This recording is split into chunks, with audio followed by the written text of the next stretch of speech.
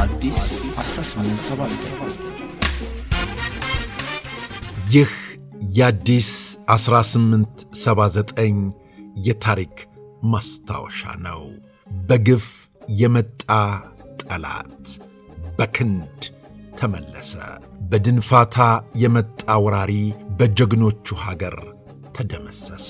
ሸልሎ መጥቶ አለቀሰ። አንድነት በደማቸው፣ ጀግንነት በጥንተ ባሕሪያቸው፣ አልሸነፍ ባይነት በዘራቸው፣ ድል ማድረግ በታሪካቸው፣ ነፃነትን ማጽናት በክንዳቸው የወረሱ ጀግኖች አያቱ ቅድመ አያቱና አባቱ ባፈሩበት ምድር ልጁንም አሳፈሩት። በጥይት አረር ቆልተው የመጣበትን ጎዳና አስጠፉት። በተወደደች አገራቸው በሳንጃ ወግተው በጎራዴ ሸልተው አሰናበቱት። ጀግኖች ናቸውና አባታቸው ድል በመታበት ስፍራ ልጆቹ ድል ይመታሉ። አባታቸው የሰጣቸውን ቃል ኪዳን ያጠብቃሉ፣ ይጠብቃሉ። ከሰንደቅ በፊት ለመውደቅ ይቀዳደማሉ። ሀገር አስቀድሞ ለማለፍ ይፋጠናሉ። በከበረች ደማቸው ሀገር ያጸናሉ። በከበረች አጥንታቸው ዙፋን ያረጋሉ። ለጠላት በማይፈታ ጀግንነታቸው ነፃነትን በዓለት ላይ ያንጻሉ። ሉዓላዊነትን፣ የሀገር ዳር ድንበርን በእሳት አጥር ያጥራሉ። የእሳት አጥሩን እጥሳለሁ፣ የሀገርን ዳር ድንበር እደፍራለሁ፣ ነፃነትን ቀምቼ በባርነት እኖራለሁ የሚል ጠላት በመጣ ጊዜ የእሳት ላንቃቸውን ይተፋሉ። ነዲድ የሚተፋውን ጎራዴያቸውን በጠላት አንገል ላይ ያፈልቃሉ። ትንታግ የሚረጨውን ጦራቸውን በጠላት ደረት ላይ ይተክላሉ። የማይስተው አፈሙዛቸውን ከጠላት ግንባር ላይ ያነጣጥራሉ። በታላቅ ጀግንነት፣ ባልተደፈረ ነፃነት፣ በጠላት በሚፈራ ሉዓላዊነት የቆየች አገር ከውጭ ወረራ ገጠማት። አትንኩኝ እንጂ ልንካችሁ የማትለው፣ የሰው የማትነካው፣ የራሷንም የማታስነካው ታላቅ ሀገር ወራሪዎች ሊወሯት መጡባት። አስቀድሞ ገና በአባ ዳኛው ምኒልክ ዘመን በኢጣሊያ የተቃጣባትን ወረራ ወራሪዎችን ባስደነገጠ ጀግንነት ድል መታ ነበር። ወራሪዎቿ ግን ተሸነፍን ብለው አንገታቸውን ደፍተው እጆቻቸውን አጣጥፈው አልተቀመጡም። ለ40 ዓመታት ተዘጋጅተው የጣሉትን ክብር ሊያነሱ በዱር በገደል የቀሩ ወገኖቻቸውን ሊክሱ በዓለም ፊት ያፈሩበትን ሽንፈት ሊያካክሱ ዳግም መጡ። በዚህ ዘመን ግርማዊ ቀዳማዊ ኃይለ ሥላሴ በዙፋን ላይ ተቀምጠው ነበር። ግርማዊነታቸው የሀገራቸው ሉዓላዊነት አስከብረው ሕዝባቸውን በስልጣኔ ከፍ ከፍ ለማድረግ ደፋ ቀና ላይ ነበሩ። ኢጣሊያ ግን በእርሳቸው ዘመን በእርሳቸው ሀገር ለዳግም ወረራ መጣ። ጃንሆይ እጃቸውን ለሰላም ዘረጉ። ዓለም እንዲሰማላቸው በደላቸውን እንዲያውቅላቸው ጠየቁ። ሰሚ ግን አልነበራቸውም። ሞሶሎኒ የሚመራት ሀገር አሻፈሬ ብላ በኢትዮጵያ ላይ ጦር አነሳች። ለሰላም የዘረጉት እጅ እንደ ፍርሃት የተቆጠረባቸው ጃንሆይ እንደ አባቶቻቸው ሁሉ ጦር ሰብቀው ወደ ጦር ሜዳ አቀኑ። እንደ ንጉሥ ሳይሆን እንደ እግረኛ ወታደር ተዋጉ። ዳሩ የድል ጀንበር ባጭር ጊዜ አልዘለቀችላቸውም ነበር። አፄ ኃይለ ሥላሴ ወደ ውጭ ሀገራት ሄደው አቤቱታ ለማቅረብና በሀገራቸው ላይ የተነሳውን ጠላት ድል ለመምታት በሚያስችሉ ጉዳዮች ለመምከር ወደ ውጭ እንዲሄዱ ተመከረ። ግርማዊ ቀዳማዊ አፄ ኃይለ ሥላሴ ሕይወቴና የኢትዮጵያ እርምጃ በተሰኘው መጽሐፋቸው ወደ ውጭ የሄዱበትን አጋጣሚ ሲጽፉ ወደ ዋና ከተማችን ከተመለስን በኋላ ሚኒስትሮቹና መኳንንቱ ታላላቆቹም ሰዎች ሁሉ በቤተ መንግሥታችን ተሰብስበው ታላቅ ምክር ተደረገ። በምክሩም ላይ ንጉሠ ነገሥቱ ወደ አውሮፓ ሄደው ኢጣሊያ የሠራችብንን ግፍ ሁሉ በቃላቸው ለዓለም መንግሥታት ማኅበር ቢያመለክቱ መልካም ነው ተብሎ ከተቈረጠ በኋላ ለእኛ የሚያስፈልገን ከሁለቱ አንዱን መምረጥና መቁረጥ ብቻ ብቻ ሆነ። አንደኛው መዋጋትን ትቶ በምክር እንደተቆረጠው ለዓለም መንግሥታት ማኅበር ለማስተዋወቅ ወደ ጄኔቭ መሄድ፣ ሁለተኛው በከተማ የተገኙትን ጥቂቶች ወታደሮች ይዘን የሽማግሌውን የሴቱንና የሕፃኑን ሞት፣ የከተማዋን መቃጠል ሳናስብ መዋጋት ነው። ከሚያስጨንቅ ሐሳብ በኋላ ወደ ውጭ መሄድ የሚለውን ሐሳብ ተቀበል ነው ብለው ጽፈዋል። ጃንሆይ እንደ ተባለ ሁሉ ወደ ውጭ ሄዱ።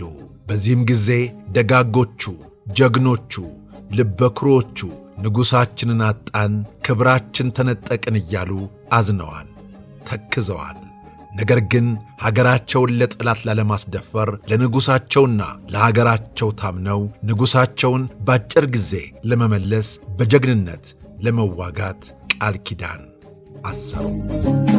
ይህ የአዲስ 1879 የታሪክ ማስታወሻ ነው። በኢትዮጵያ ምድር ጠላት ሳይጨነቅበት በጥይት አረር ሳይቆላበት የዋለበት ቀን አልነበረም። በንጉሣቸው አበረታችነት፣ በአርበኞች ጀግንነት ድሉ ወደ ተለመደው ወደ ኢትዮጵያ አዘነበለ። ጃንሆይም ወደ ዙፋናቸው ለመመለስ ተነሱ። በሪሁን ከበደ የአፄ ኃይለ ሥላሴ ታሪክ በተሰኘው መጽሐፋቸው ስለ ጃንሆይ መልስ ሲጽፉ ግርማዊ ቀዳማዊ አፄ ኃይለ ሥላሴ ሚያዝያ 12 ቀን 933 ዓመተ ምህረት ኦሜድላ ገቡ ብለዋል። ከዚያ በፊት መኖሪያቸው በአውሮፓ ነበር። ከናፈቃቸውና ከናፈቁት ሕዝባቸው ጋር ይገናኙ ዘንድ ጓጉተዋል። በዚሁ ስፍራ ደም የሚፈስላት፣ አጥንት የሚከሰከስላት፣ ትውልድ ከትውልድ ጋር በጽኑ መንፈስ የሚገናኝባት የኢትዮጵያ ሰንደቅ ዓላማ በንጉሠ ነገሥቱ እጅ በኦሜድላ በክብር ከፍ ብላ ተሰቀለች። ጃንሆይ ከኦሜድላ ተነስተው ገሰገሱ። በሊያም ደረሱ። ከበሊያ ተነስተው ጠላትን እየመቱ አርበኞች እጅ እየነሱላቸው ንጉሣቸውን ይዘው ጠላትን እየደመሰሱ ወደፊት አቀኑ። የአገሬው ሰውም በደስታ ተቀበላቸው። ጃንሆይ በድል አድራጊነት በመጋቢት 28 ቀን 933 ዓ.ም እሁድ ደብረ ማርቆስ ገቡ። ከደብረ ማርቆስ እስከ ወንቃ ድረስ ሕዝቡ በግራና በቀኝ በብዛት ተሰልፎ ወንዱ በሆታ ሴቱ በእልልታ በታላቅ ደስታ ተቀበላቸው። ጳውሎስ ኞኞ የኢትዮጵያና የኢጣሊያ ጦርነት በተሰኘው መጽሐፉ አርበኞች ጠላትን ድል እየመቱ አዲስ አበባ ሲቃረቡ በኢጣሊያ በኩል የነበረውን ጭንቅ ደቡብ አፍሪካዊውን ኢሪክ ሮሲንታልን ጠቅሰው ሲጽፉ አርበኞች አዲስ አበባ ሲገቡ በሰይፍ እንደሚያርዷቸውና ቤታቸውንም እንደሚያቃጥሉባቸው እያሰቡ ኢጣሊያኖች ፍጹም በሆነ ፍርሃት ተውጠዋል። በየቦታው ምሽጎች ሰርተዋል። ከተማዋ በሾሃማ ሽቦ ዙሪያዋን ታጥራለች። የመንግሥት ሕንፃዎችና ጠቃሚ የሆኑ ድርጅቶች ሁሉ በሽቦ ታጥረዋል። አንዳንድ መንገዶችም ሕዝብ እንዳይተላለፍባቸው ተዘግተዋል ብለዋል። ዳሩ እሾህም መከራም የዙፋን መቀመጫዋን ከተማ በአርበኞች እጅ ከመግባት አላዳናትም። ጃንሆይ በደብረ ማርቆስ 25 ቀናት ከሰነበቱ በኋላ ልዑል አልጋ ወራሽ አስፋ ወሰንን፣ ልዑል መኮንን መስፍን ሐረርን፣ ልዑል ካሳ ኃይሉን፣ ልጅ ዮሐንስ ኢያሱንና ሌሎችን አስከትለው ሚያዝያ 21 ቀን 933 ዓ.ም ወደ አዲስ አበባ ጉዞ ጀመሩ። ጃንሆይ ወደ ደብረ ሊባኖስ ገዳም ሄዱ። በዚያም የሆነውን ሁሉ አዩ። በጉዞአቸው ለሀገር ፍቅር ሲሉ የተሰዉ ጀግኖች አርበኞችን የሞቱበትንና የተቀበሩበትን ቦታ እያዩ ገሰገሱ። ከዓመታት በፊት ጃንሆይ ከአዲስ አበባ ወጥተው ሲሄዱ የኢጣሊያ ጦር አዲስ አበባ የገባውና የኢጣሊያ ሰንደቅ ዓላማ የተሰቀለው ሚያዝያ 27 ቀን ነበር። ከዓመታት በኋላ አፄ ኃይለ ሥላሴ ወደ ሀገራቸው ሲመለሱ ጠላት አዲስ አበባ በገባበት ቀን እንዲገቡ ተወስኖ ነበር። እርሳቸውም ሚያዝያ 27 ቀን ከፍቼ ተነስተው ጠዋት እንጦጦ ማርያም ደረሱ። ልክ 6 ሰዓት ሲሆን ከቤተ መንግሥታቸው በታላቅ ግርማ ደረሱ። አርበኛው ሳይሰለች ሳይደክም ጥይት እየተኮሰ ጠላትም በጥይት የተጠበሰ ወደ ሀገሩ ተመለሰ። ኢትዮጵያውያንም ዳግም ድል፣ ዳግም ገናናነት በሕልመኛዋ ጣሊያን ላይ ተቀዳጁ። የሮም ጉልበት ተንኰታኰተ። የኢትዮጵያ አቅም ደግሞ ጎለበተ። ሮም አፈረች፣ ኢትዮጵያ ደግሞ ኮራች። የሮም ወታደሮች አቀረቀሩ፣ ኢትዮጵያን አርበኞች ፎከሩ። ዓለም ኢትዮጵያን አደነቀ። ይህችስ ጀግና የወለደች የማትደፈር እናት ሲል በአንድ ድምፅ አመሰገናት፣ አከበራት። ኢትዮጵያ ምድረ ቀደምቷ ባለ ታሪኳ ዛሬም ጀግኖቿን እያሰበች እየዘከረች እዚህ ደርሳለች። ለውዲቱ ሀገራችን የተከፈለውን መሥዋዕትነት ሁሌም መቼም እንዘክረዋለን፣ እናስታውሰዋለን። ቤተሰቦቻችን ስለ አብሮነታችሁ፣ ስለ ወዳጅነታችሁ ከልብ እናመሰግናለን። በቀጣይ እንዲሁ እንዳማረብን ተመልሰን እንመጣለን። እናመሰግናለን።